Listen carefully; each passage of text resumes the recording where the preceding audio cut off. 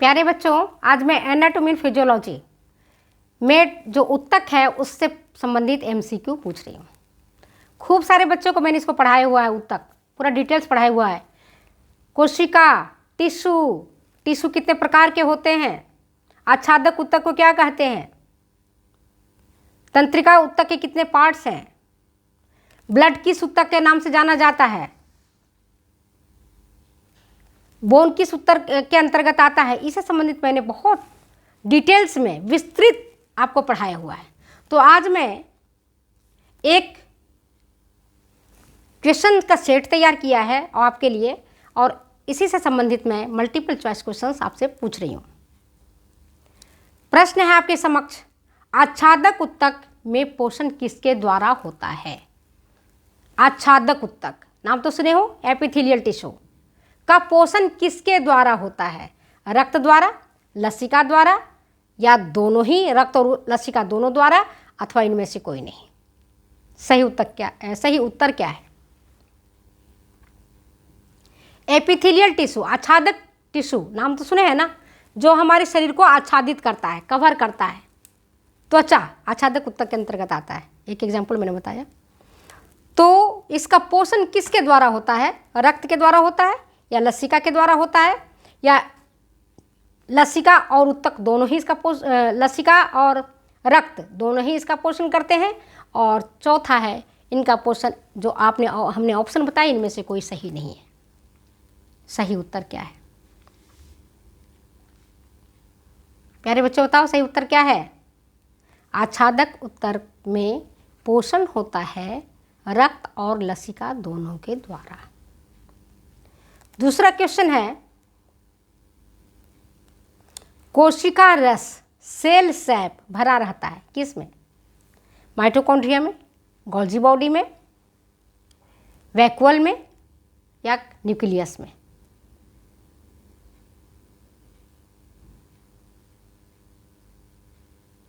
किस में भरा रहता है?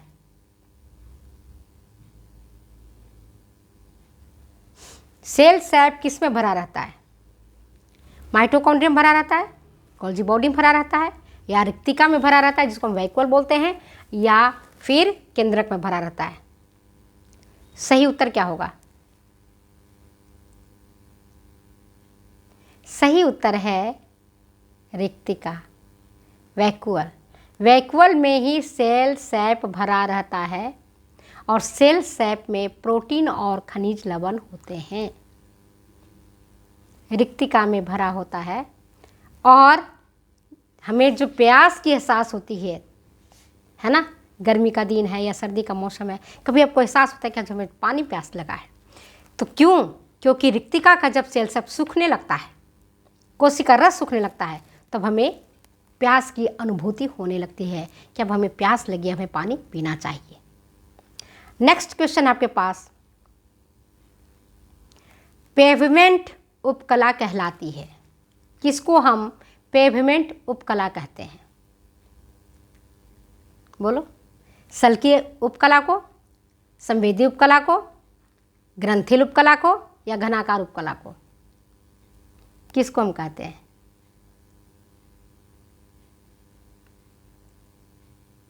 बोलो भाई। सल्की उपकला को कहेंगे, संवेदी उपकला को कहेंगे, ग्रंथिल उपकला को कहेंगे, या घनाकार उपकला को कहेंगे? किसको कहेंगे हम? पेवमेंट उपकला, पेवमेंट टिश्यू किसको कहते हैं? सल्की उपकला, संवेदी उपकला, ग्रंथिल उपकला, या घनाकार उपकला?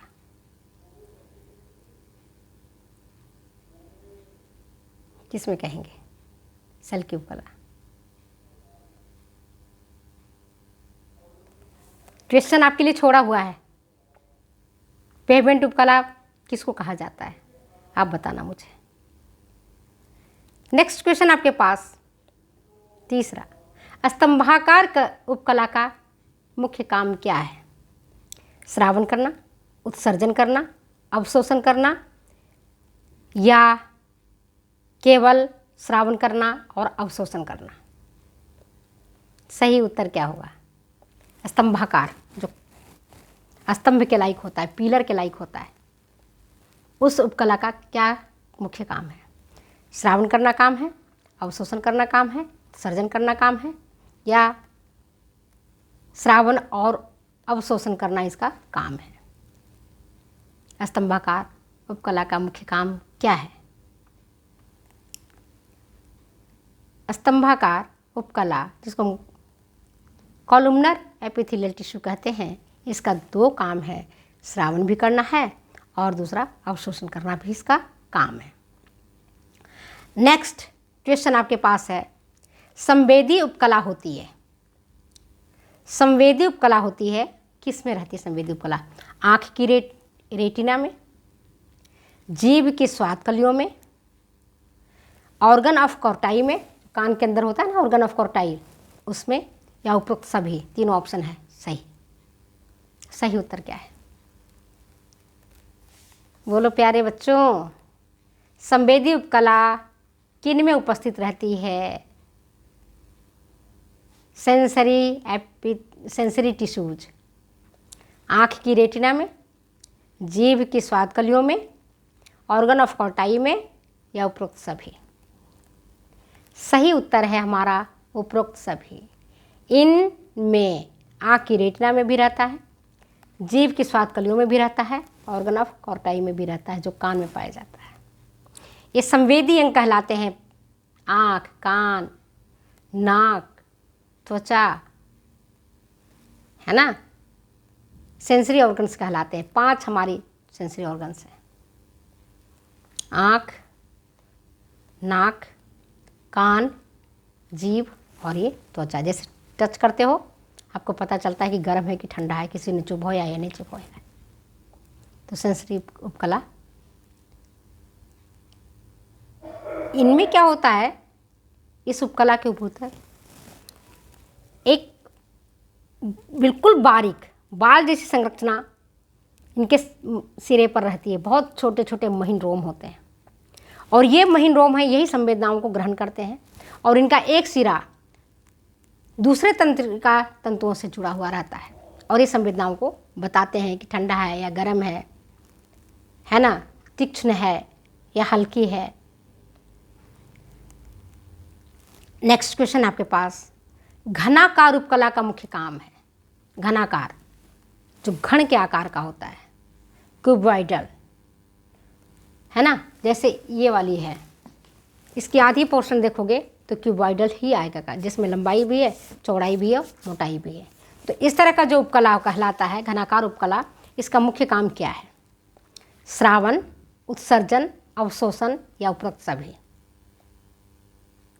सही उत्तर क्या है? सही उत्तर है उपरोक्त सभी। घनाकार उपकला का काम है श्रावण करना, उत्सर्जन करना और अवशोषण करना। कहाँ उपस्थित रहता है?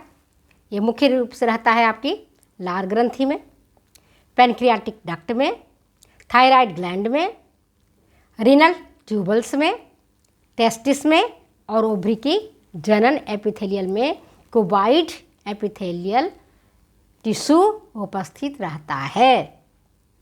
घन के आकार का होता है ना, जैसा कि मैंने आपको बताया, जिसमें लंबाई भी है, चौड़ाई भी है, मोटाई भी है, घनाकार। नेक्स्ट क्वेश्चन आपसे मैं पूछ रही हूँ वो ये, कूट स्तरीय उपकला पाए जाते हैं, किस में पाए जाएंगे? स्यूडो स्ट्रेटिफाइड टिश्यू किन में पाए जाते हैं? आपके पास ऑप्शन है श्वास नली में, घ्राण कोश में, उपरोक्त दोनों ही या इनमें से कोई नहीं। स्यूडो स्ट्रेटिफाइड देखने में लगेगा है, स्ट्रेटिफाइड नहीं, लेकिन देखने में लगेगा कि स्यूडो स्ट्रेटिफाइड है।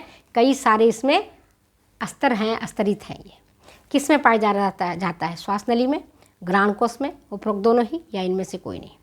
सही उत्तर क्या है? क्वेश्चन मैं आपके ऊपर छोड़ दूं। नेक्स्ट क्वेश्चन आपसे और पूछ रही हूँ, एक क्वेश्चन लास्ट आपसे, पाचक अंगों के बाहरी एवं भीतरी सतह का निर्माण कौन करता है? पाचक अंगों के बाहरी एवं भीतरी अंगों का निर्माण कौन करता है? सही उत्तर क्या होगा? ऑप्शन आपको बता देते हैं। आच्छादक ऊतक, संयोजी ऊतक, तंत्रिका ऊतक या पेशीय ऊतक, कौन करता है?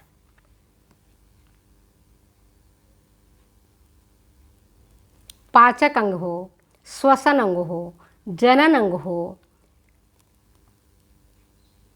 इन अंगों का जो बाहरी और भीतरी सतह का निर्माण होता है आच्छादक ऊतक के द्वारा। तो आज मैंने आपको कुछ प्रश्न आपको बताए हैं। तो अगर ये वीडियो आपको अच्छी लगती है तो शेयर करें, कमेंट करें, सब्सक्राइब करें। और 3-4 क्वेश्चंस और पूछती हूँ जिसका आंसर मैं नहीं बताऊंगी, आप मुझे लिखित देंगे, मैं चेक करूंगी कि आपने क्या सही किया है। केवल प्रश्न पूछ रही हूँ, ऑप्शन भी नहीं बताऊंगी, ऑप्शन भी आप ढूंढेंगे। शरीर में सबसे अधिक मात्रा में कौन सा ऊतक उपस्थित रहता है? आच्छादक ऊतक, संयोजी ऊतक, पेशीय ऊतक या तंत्रिका ऊतक? ये मैंने ऑप्शन बता दिया, बताना नहीं चाह रही थी लेकिन मैंने सोचा चलो बता देती हूँ, आपको आसानी होगा। शरीर में सबसे अधिक मात्रा में कौन सा ऊतक उपस्थित रहता है? आच्छादक ऊतक, संयोजी ऊतक या पेशीय ऊतक या तंत्रिका ऊतक? आंसर आपको देना है। दूसरा क्वेश्चन और पूछ रही हूँ, वर्णकी संयोजी ऊतक है, वर्णकी पिगमेंटेड कनेक्टिव टिश्यू है। पहला तंतुमय संयोजी ऊतक, दूसरा सामान्य संयोजी ऊतक, तीसरा है कंकाल संयोजी ऊतक और चौथा है तरल संयोजी ऊतक। इसका सही आंसर आप बताएंगे। और लास्ट क्वेश्चन, श्वास नली में उपस्थित होते हैं क्या पीले इलास्टिक तंतु, श्वेत कोलेजन तंतु, तरल संयोजी तंतु या इनमें से कोई नहीं? एक क्वेश्चन और, अंतरालीय ऊतक में तंतु मुख्य रूप से उपस्थित रहते हैं। सुन लो क्वेश्चन, अंतरालीय ऊतक में तंतु मुख्य रूप से उपस्थित रहते हैं 2 प्रकार के या 3 प्रकार के या 4 प्रकार के या 5 प्रकार के? आंसर आप मुझे बताएंगे। फिर मिलते हैं हम अगले वीडियो में अगली बातों के साथ। तब तक दो इजाज़त जाने की। Okay bye.